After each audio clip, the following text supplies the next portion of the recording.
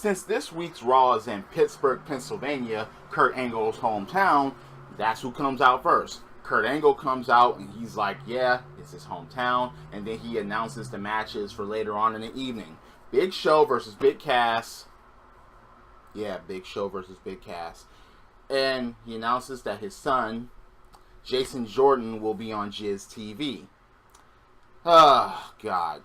And of course, he announces the triple threat, or reminds us of the triple threat for later on in the evening. Roman Reigns, Braun Strowman, and Samoa Joe.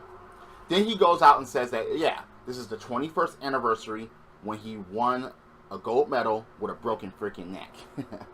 So, before he leaves and everything, well, he was about to leave. He was trying to get the hell out.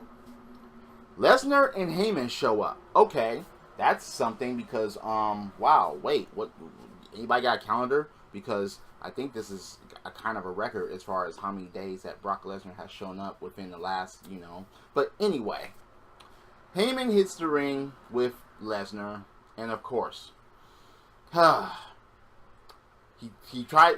basically says to Kurt Angle, I know what you're doing. You're trying to take the title off Brock Lesnar. That's why you make this fatal 4-way. That's why. And he runs down all the opponents. He runs down... okay, no champion's advantage. Brock doesn't even have to be pinned or submit and stuff like that in order to lose the title. He should rename Summerslam to Brock Lesnar loses the Universal Championship. And he goes by saying, if Brock Lesnar loses the Universal Championship, he will leave WWE.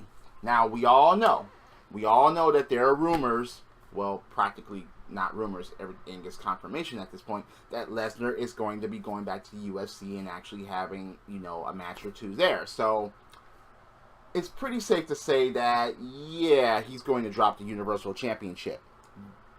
Now, look, I want to address something because a lot of people were saying that, yeah, Lesnar, shouldn't drop the Universal Championship just because he's going to UFC. And it's like, wait a second here. He's barely there to begin with. He's barely there. So, I would rather have a Universal Champion that's on the fucking show. I mean, come on. Weekly. Or even bi-weekly.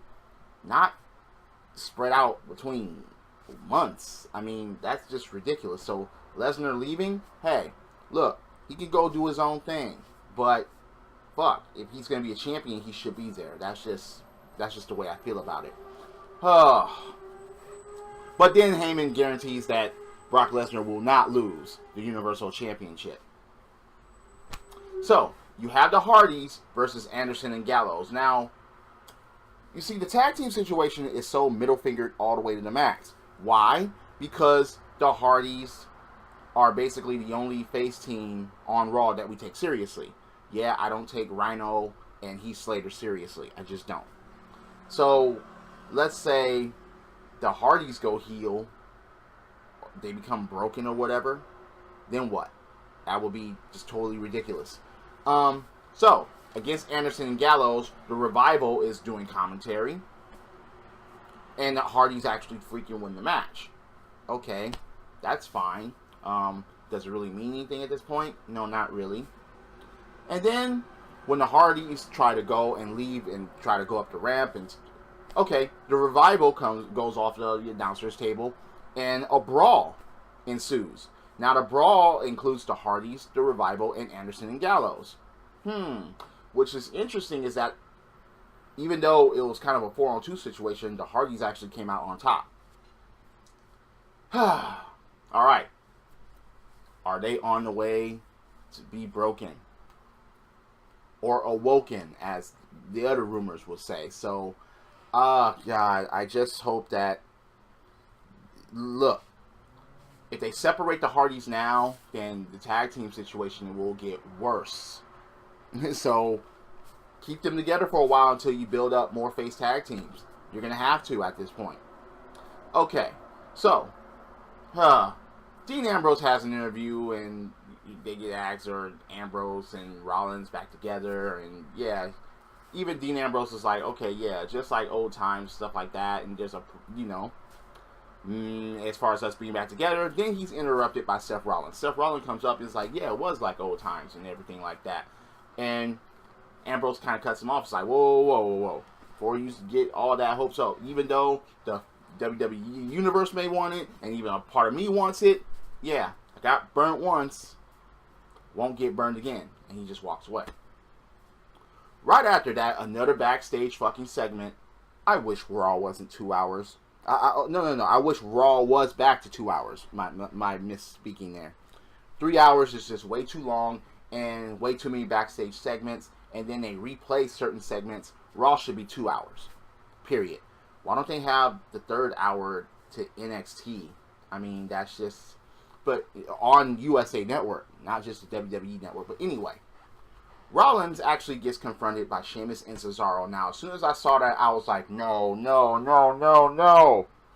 Because basically, this pushes Rollins and Ambrose to team up again to take the tag team titles. That's basically all. That's what this did. And, yeah. It's funny because Sheamus and Cesaro go down the history of, the Shield, and then Rollins betraying them and breaking them up, and Rollins actually couldn't take it anymore. He's like, you want to fight? Let's fight. Either you or your Swiss girlfriend over here. Okay. But basically that segment just tells me that Ambrose and Rollins will get a tag team title shot at SummerSlam. And perhaps win the tag team championships at SummerSlam. Even though Dean Ambrose would be a Grand Slam winner at that point. But I still wouldn't like it. I still wouldn't like that. So anyway, you got Cruiserweight action. Why is... look, speaking of the Raw being 3 hours... Okay, so you have the Cruiserweights on Raw, but you won't promote any NXT on national TV, even though the Cruiserweights have their own show on WWE.com. But anyway, you have Akira Tozawa, Cedric Alexander, and Rich Swann versus Arya Daivari, TJP, and Tony Nese. Okay, Tozawa still has his shoulder wrapped up, and he's playing along with that. Him being injured and so on and so forth. So, yeah. Everyone is trying to exploit the injury, whatever, but to no avail. The faces actually win the fucking match when Tozawa actually pins TJP, a former Cruiserweight champion, in his own right. That hasn't been anything for months. So, you have the Jizz and the Jizztourage and Jason Jordan. Okay, look. Jason Jordan just got the Raw. No more American Alpha. And it appears that he's getting a push. Now, don't get me wrong. I would rather have just about anyone as Intercontinental Champion except The Miz. But this is a quick fucking push. And it's like, a quick push? Seriously?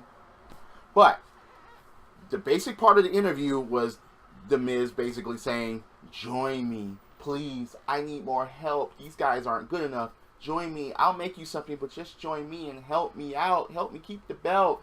I have my wife and these two back here. They're not enough. I need more. No, I need more skill. Come on.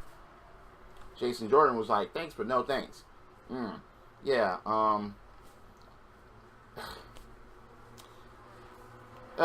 wouldn't team up with someone like you. That. After going in circles around that, The Miz has the nerve to say that Jason Jordan, now since he's Kurt Angle's son, he's going to be given opportunities and giving, shit so quickly. And it's like, wait a second here.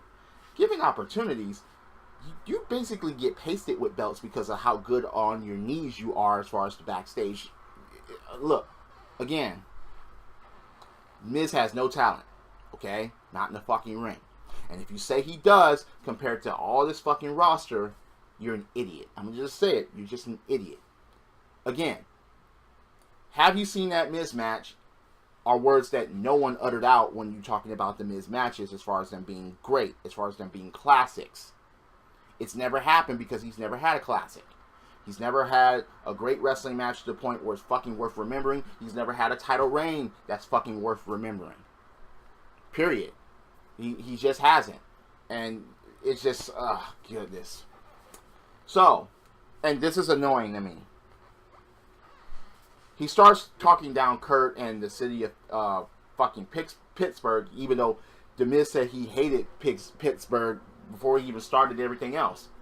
But the funny part is, Jason Jordan gets up and gets in his face. It's like, look, you say anything about me, but you say anything about Kurt again, I'll make you regret it. The Jizz Taraj basically gets, in front of The Miz. Jason Jordan didn't back down.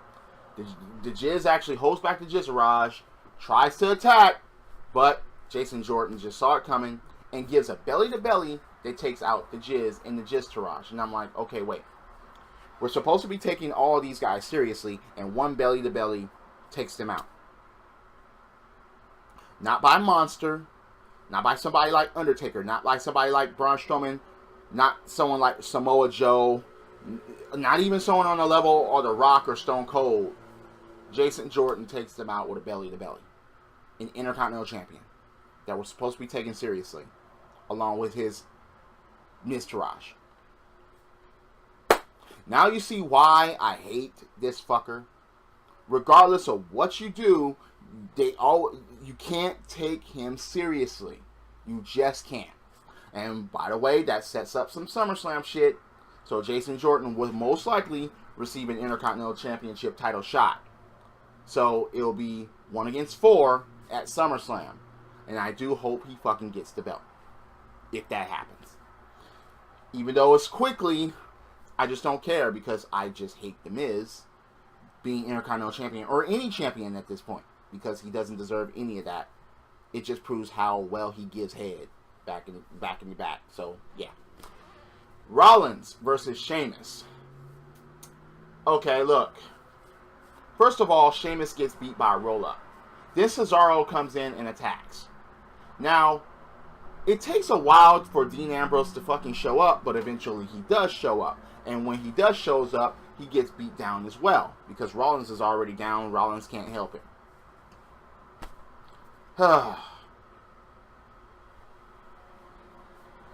Once again, this sets up a tag team title shot for 2 former members of the Shield.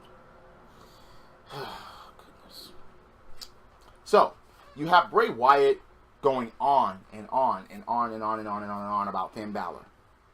Now, I'm not going to go any specifics to that because it's basically a broken record for Bray Wyatt at this point.